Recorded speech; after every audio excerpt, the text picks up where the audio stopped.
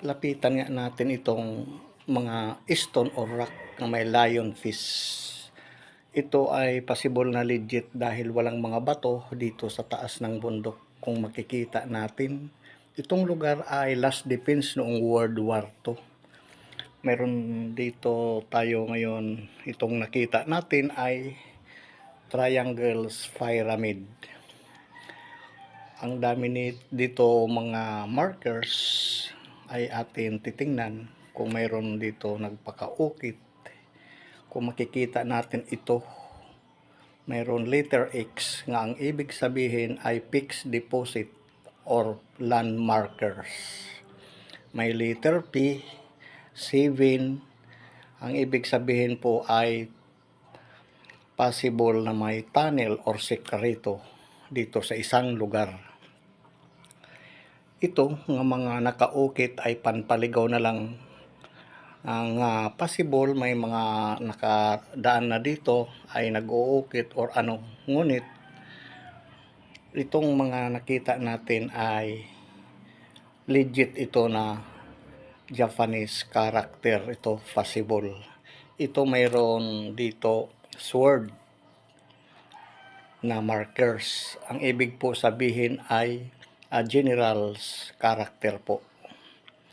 Dito naman sa isang bato ay meron siya parang snake sign na marami din siya nagpakaukit. Nga ito parang square ay para siyang yin or country or sun markers. May siya dito parang letter K. Ay hindi na natin ito madidikod na napakarami ng mga nakaukit. Baka naghalo na dito ang mga Pilipino or GIA nga nakaukit.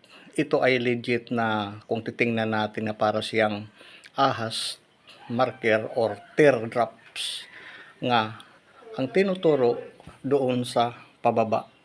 Nga ito ang sikreto na maliit nga arrow na ito yung tinuturo pa rin, bali double.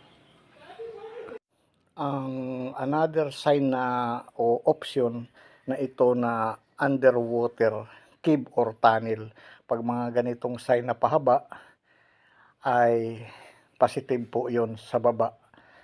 Itong mga 100 meters yung dagat at malapit po doon yung mga mayroon pantalan sa baba.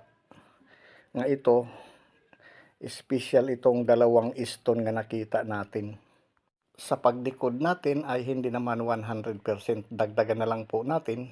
At marami po salamat, shout out po sa lahat ng mga subscribers sa muli nating pagbabalik sa susunod pa na atin videos at mahabang paglalakbay ng atin matatagpuan sa atin pang mga next nga mga videos. At maraming salamat po.